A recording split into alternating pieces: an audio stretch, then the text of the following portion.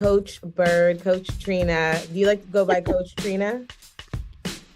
Is it Coach? Well, CJ just calls me coach, so you can just say coach. Okay, so we have Trina Byrd, and I'm gonna call you Coach. And I would love for you just to introduce yourself, share a little bit about your background, and then we'll deep dive in the how to in terms of business coaching, startup, entrepreneurship, business and technology. I have a lot of questions for you, so I'm gonna let you intro yourself, and then we'll get into it. Well, good day. My name is Trina Byrd, and I am the president of the T-Byrd Training Center, which is a subsidiary of T-Byrd Computers. We kind of changed the name because computers is kind of the old term. So we also decided when we changed the name to offer more training programs as a state-approved private vocational school with technology being the foundation. So we've been doing that since 1990, and it's more community-based simply because of the need in several minority communities where they didn't have access to technology as they did in other communities, specifically in the school districts. So I wanted to have my own school where we could make sure that they were able to, anybody coming through our school would be able to compete in the technology world that started in 1990 for Wow. us. So you were ahead of the game. 1990, I won't, expose my age, but let's just say I was born then. And I think that people were definitely still using phones that were attached to the wall. So you were a visionary of your time. Yeah, we were. And it's really cool to hear like that it was community based and to offer, to underprivileged folks or folks who just want to have access to this sort of information. So you saw the need for it. I kind of want to understand a little bit more just how you were even able to create a business because that takes funding. And I'm curious, like, what was your relationship like with money growing up? Let's start there. Well, I've always been a saver. So I'm never, if I have a dollar, I'm going to save 50 cents. Love I'm that. just never going to spend everything that I make. And my objective when I started the business was to simply provide, I mean, I had to make a major decision. I was making, and this was 1990, I was already making like 45, $50,000 a year. So That it was good was back then? it was going to be either a hit or a miss. And I was working in the casino industry in the MIS department. And I knew I wasn't going to go back because I had to have a high-end and license to be work in the casino that cost at that time $500. So I couldn't, it was either go or no. And so I decided to go. And I have a strong faith in God. And I was like, look, God, if I do this, let me know you got me.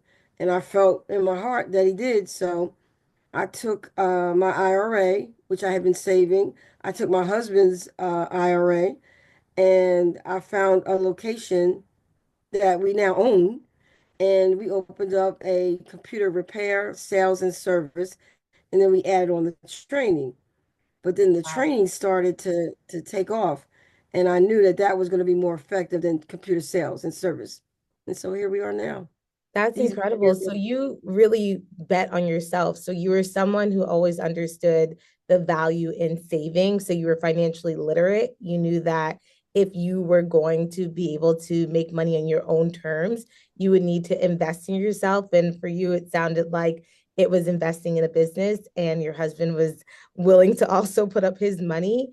And you put money into something that you knew would be fruitful, like technology and education. So I'm curious, just after you made that decision to say, okay, I'm going to start this business, I'm going to make this pivot, how did you how did you create a strategy for a business model that would be sustainable for 30 years? Because from my understanding, you've been doing this for about 30 years or so now.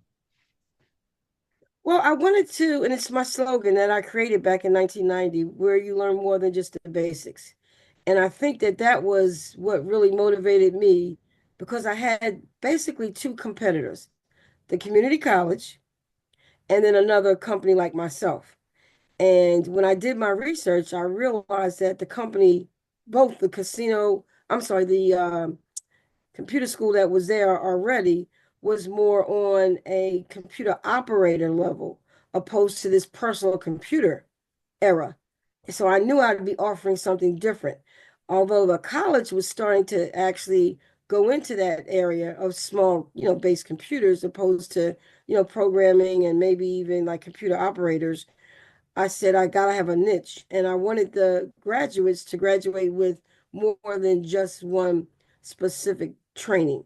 So I integrated a lot more into our program. Like if you're going to be an administrative assistant, you have to have good grammar punctuation. If you're going to go as an administrative assistant, you need leadership skills. Right. And so I incorporated those in. I incorporated know your value, know your worth. So when you went out there in this new era of employment, you would know what you should be making per hour now that you've been officially trained. So it was a lot of working parts into making it a solid foundation to grow on. But I knew I had to have a solid foundation. And I've always wanted to be different than everybody else, even if it was my dress or my hair or whatever was doing. I wanted whatever I was doing to stand out, which is how I was raised. So be different. Don't look to be like someone else. Carve your own way. And that's what I've done my entire life. I love that. I mean, to think that you've helped over 120,000 students get credentials, that's worth noting. And we live in an era where technology is baseline. That's what we do. AI is not Yes. the future, it's where we're at. So, again, you were a visionary. If you were talking to a mentee and they said, I want to start a business, but I have no idea where to start. I just have a good idea like you. I want to bet on myself, but I don't know where to start with funding. I don't know who to tag in to help me. How do you guide someone who desires to have a startup or be an entrepreneur? Like if you were to walk me through the 5 practical steps they could take. Well, the first thing is I would say take my course. Definitely take my course because we have any of our classes, we have a model in place, which is a mock business. So take the course and learn what it takes to do the startup. Like how much is it going to cost to actually start the business up. But if I were to go outside of that realm, I would say figure out what it is that you really, really like to do. And I know this is cliche, but if you were to do it for free, would you still want to do it? And would you still have the passion behind it to do it? And if you do, and that's a yes, then go find a company that's already doing it similar and then not only one company, but 3 companies. Like, when you want to purchase something, you go out and you get 3 quotes. If you want to provide a service or, hire a service, you get 3 quotes and then you compare apples to apples. Do that for what you think you would love to do and what you would love to start your business. And then see what's working for company A, B, and C. And then bring the best parts of those 3 companies together to create your own initiative. Oh, I love that. That's really practical. So, what's the course that they can take through your center? You mentioned start by taking your course. So, what course is that? Well, we have several, but most of them are remote, so it's 100% virtual. And we have a remote certification program. We have proposal, grant writing, Office 365. We even have RBT, which is Registered Behavior Technician, where we teach people how to become registered behavior technicians working with the autism world and then creating your own practice. So all of our classes have that mock business in there so that you can not only get the job, get that experience, but also start your own thing at the same time. And this way, if it doesn't work out with the company, you can fall back on your company. But I would definitely want them to just take some of our free classes just to get an idea from the beginning as to what it is that you are really interested in. And once you Okay. figure out what you really love and would like to do, then it'll be easy because you'll be working towards that goal forever. I'm 30 years in and I still have goals that I'm still working for because they change. Your Right, business right, plan is right. going to change every year. So get educated, and you're sharing that your center offers free courses that are virtual and remote where someone can actually get an idea on the how to's and practical steps. And then you offered something else that I found really interesting. You said go out and do some investigative work. Find 3 companies that are doing something in alignment with what you want to do and see what works for them, and also figure out like what would be your niche, what would make it different. So let's say someone does all of that and they're like, okay, I figured out this is my area. I took your course, I got some education, but they're like, I don't have anything more than $1,500 to invest. Like, what do I do about funding? Is it looking for grants, or what would you advise someone who's at that stage where they're ready to take their business model and present it to stakeholders, but they don't have the funding? I would go back to each of those companies one at a time, obviously. Don't send it out, but I would create a proposal and I would identify what they're missing. And then I would go to them with a written proposal, not too much detail. Don't give them the answer, but just, do a letter of intent, or not a letter of intent, but a letter of inquiry, and tell them that you have this consulting business and you understand their business does X, Y, and Z. But how about if we were to do A, B, and C to improve? And I could provide that service to you. And this is what I would charge you to do it. So there's really no out-of-pocket expense. This is just really labor, your hourly rate that you would charge somebody, but you're actually charging yourself because you're the one putting together the proposal to them to say, look, I can offer this. They already have the building, they already have everything in place. So now you provide that added service to their company, which if they're smart, they're going to say, wow, this may be a good fit. And then you really become established because you're tacking onto their company that's established. And then you do that for three companies. So now you got three clients.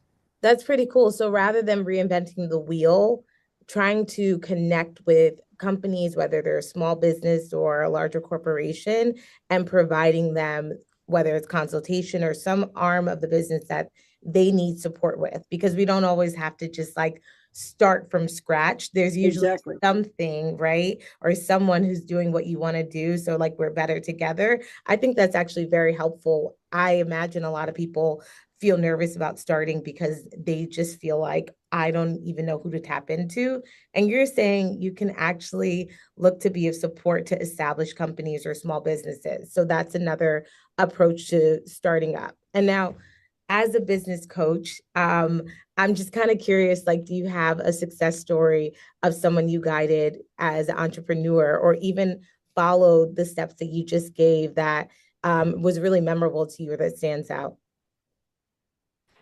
Well, before I answer that question, I would just like to say, when you do use that approach of working with a potential business that you would like to provide your additional services, at the same time, you'll learn from them. You'll learn the business. You'll learn the business side that you won't get if you're a home-based business, just, remotely trying to provide a specific service that they're missing. If you get more involved with that company and become more of an asset to them, and you learn that industry and you can see the good points and the bad points. And then you could determine if this is something that you want to actually eventually have your own retail spot or your own, business location. Now, to answer your second question, the only person that popped in my mind was CJ. And I have to tell you, And CJ's the we only should one that say calls me who coach. CJ is, Coach. We should, just for our listeners who might not be familiar with CJ. CJ is the founder of Guapify, so the podcast that you're listening to. CJ is our fearless leader and creator, and has worked directly with Coach here. So I'll let you continue, but I just want everyone to know who CJ was. Well, she's actually the first person, I don't know if she knows it, but she's the first person that I received one of the free training grants that we get for individuals who are unemployed and want to receive training, and they receive a grant to go to school. So it's not no out-of-pocket expense. And the agency that funds that person pays us to teach them.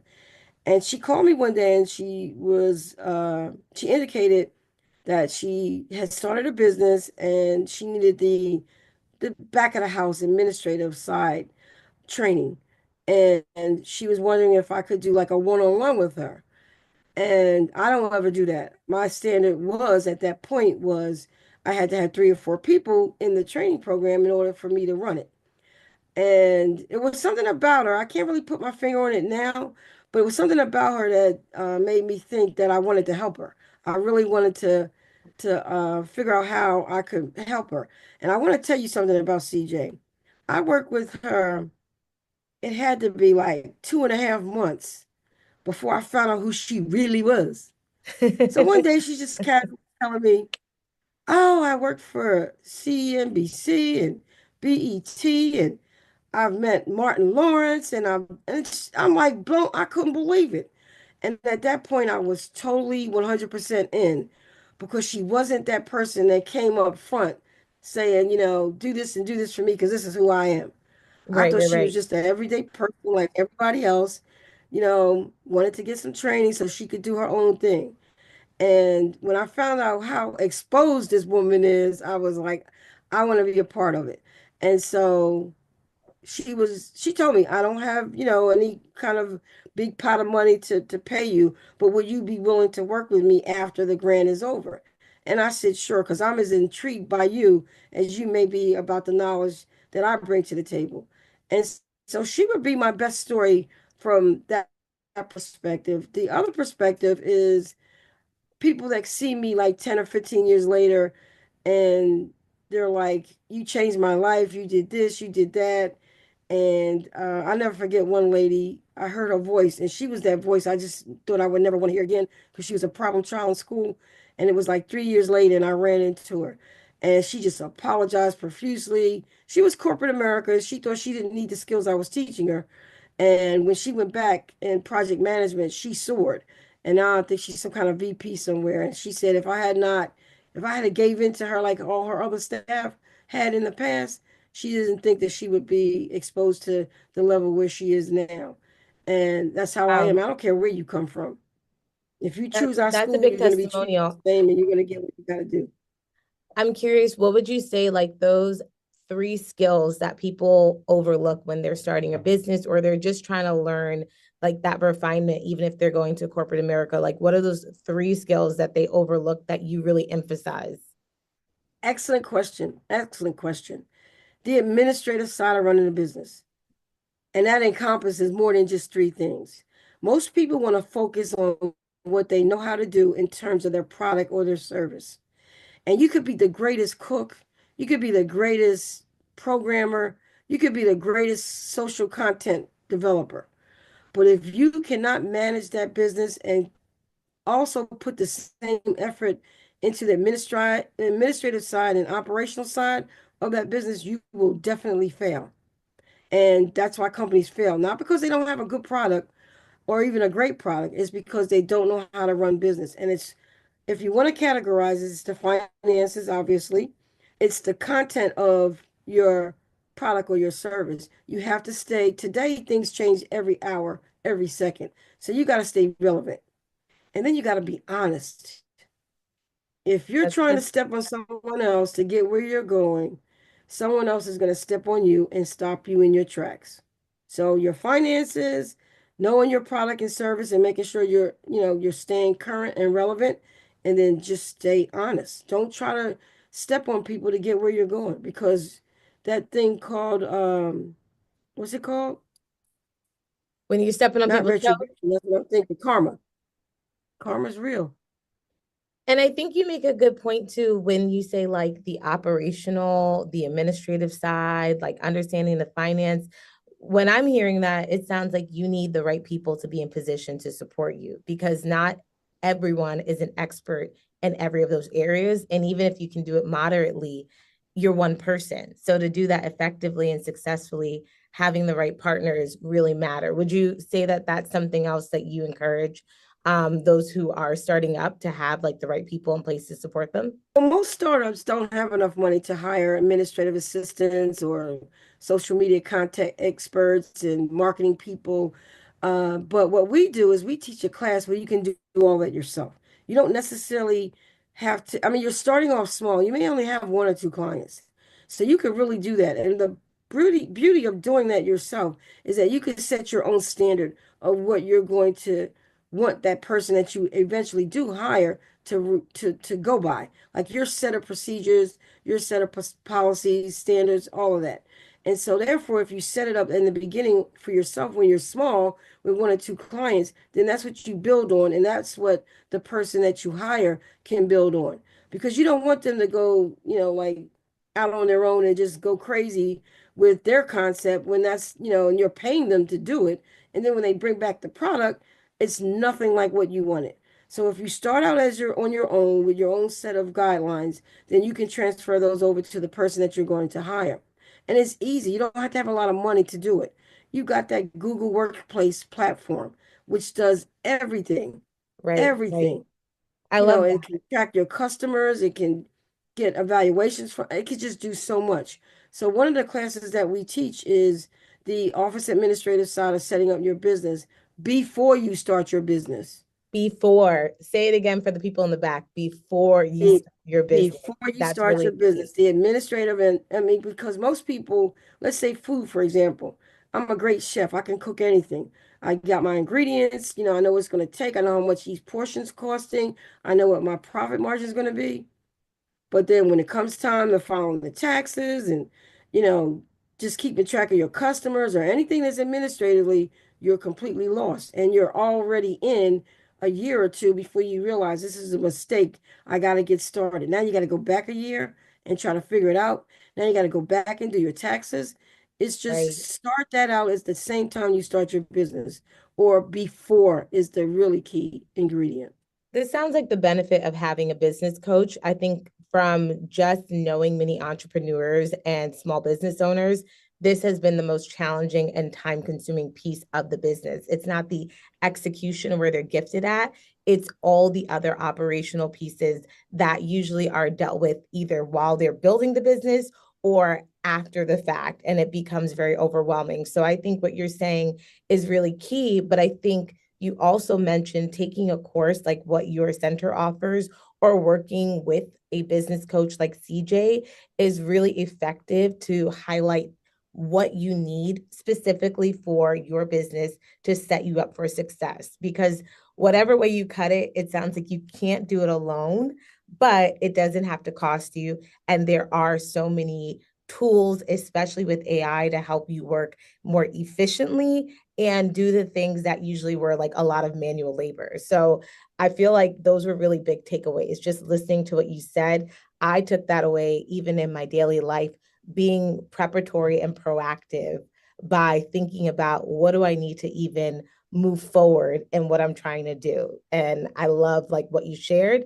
And I also love learning that there's access to free resources through the T-Byrd Center, which I didn't even know existed. So we're going to make sure that we share all the information with our listeners and drop your website in the show notes so that they have access to this, because I'm sure we have tons of entrepreneurs and business folks who want to get into business or business minded. And I think this will be really helpful. So thank you so much for just like providing all of that You're welcome. breakdown. That was really, really helpful. And Um, also, I want to say real quick, not to cut you off, but if you're starting out, get yourself a journal, whether it's a digital journal or a handwritten journal, and just document every step of the way.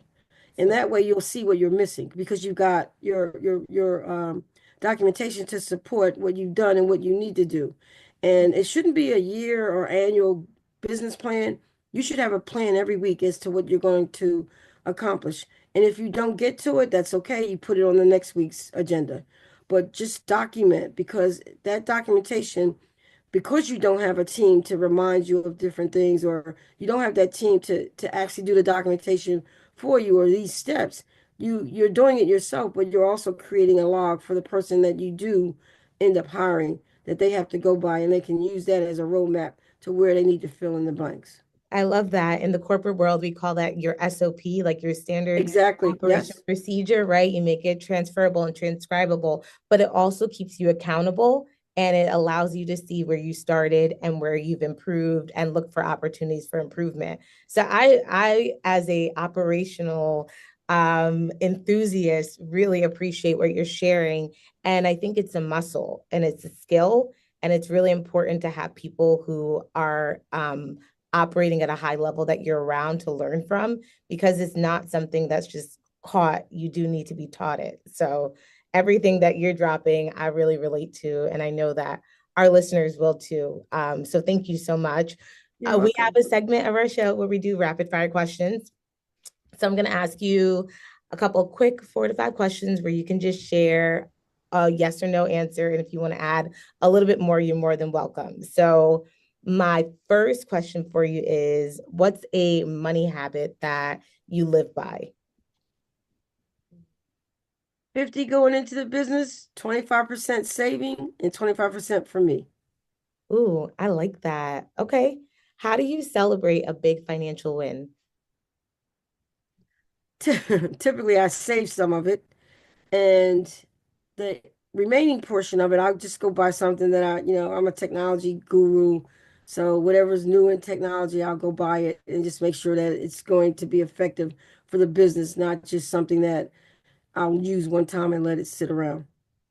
I really, really like that. These are good. Okay, cash or credit card? Well, credit card for business, for personal cash. The reason why you want to use credit card for business is because all of what you spend your money on for the business is a percentage of it is tax deductible. And if you use cash, it's hard to track it. So if you use your credit card, but just use that credit card and within 30 days pay it off. Okay, I love that. I'm big on paying off that statement balance. Travel points or cashback rewards? And that's with credit cards. I would say cash back. And I don't know why, but I have my cash back with my Apple card. And it's just built. I don't use it. I just let it build. And I'm not even sure what I'm going to use it for, but I know I'm building it. It's a separate little small savings kind of. So that cash back on any rewards card or any type of platform is, in my opinion, more important. Although I do love to travel. Okay, I love that.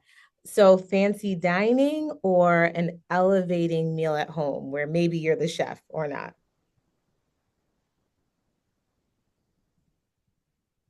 That's kind of tough because I love to cook. We have a food truck business as well. Oh my I gosh, love I to love cook. it. I think I would prefer to have family friends over and cook for them. And just create that ambiance of that community, that small community where everybody feels free and comfortable. I love it. I love communal dining. I love a good meal. So I might ask if I can come over for dinner. And I loved everything we learned about your journey, the T-Byrd Center, just how you are impacting the community and giving us opportunities to level up and upskill. You really are a visionary. You truly were ahead of the time. And there was a need for it back then and now. So thank you so much for taking time out of your busy schedule to just share all of your knowledge and your gems. It was really helpful. All right, thank you for inviting me. And I just want to close with this. If you get a no from someone or some agency that you really, really thought it would be the great fit and you really wanted it and you feel like crying because you didn't get it, trust me, what's on the other side is always going to be better. I love that. I love that. What is for you truly is for you. So that's good advice. Thank you for that word of encouragement. We appreciate you, Coach. Thanks for joining the Guapify. Thank you. Thanks for having me. Amazing.